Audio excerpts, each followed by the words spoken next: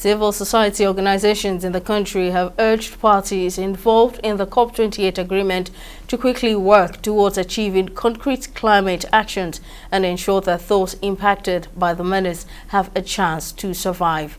The call was made by the Center for 21st Century Issues in partnership with the Society for Planet and Prosperity and Environnews Development Network at a media parley organized to discuss issues addressed during the COP28 Summit in Dubai. Correspondent Comfort Samuel completes the story.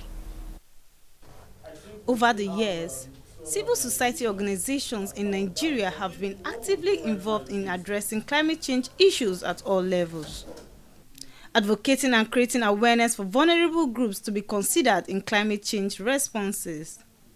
Highlighting some of the decisions made at the COP28, including the operationalization of loss and damage funds, climate finance, the phase-out of fossil fuels, among others. This agreement is seen as positive steps towards addressing the effects of climate change. There's a lot we can do ourselves. We can take the wood by the horns. As you said, somebody is using gas to power the vehicle. We can start from somewhere, take the initiative. I know some people are having some electric vehicles in Nigeria. So what we just need is the charging points that we can. Somebody can pick up the initiative, pick up the gauntlet, and start having the charging points, privately. The CSOs highlight the gap in emission reduction commitments and call for inclusive decision-making processes and technology transfer for a just transition in addressing the root causes of the climate change crisis.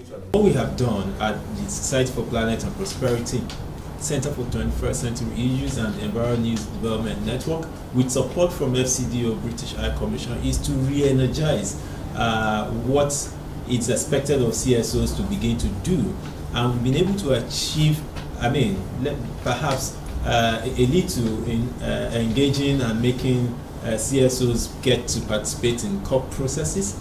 And then we are here again to say this is what we have learned, and we are going to also have a session where we talk about lessons learned and then share what is happening going forward. So as CSOs, we should work together, right, and see that we make the plight of the vulnerable focal point of discussion. There's also an opportunity for us in Nigeria, like before, where it's only the federal government that can generate power.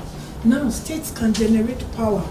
It's an opportunity for business, so that people can start generating power. And when we generate enough power, of course, it will not be a problem now to charge your electric vehicles. So, and we know that Nigeria, if we put in a lot of funds, either from government or the private sector, also to also enhance our hydroelectricity, it will help us a lot.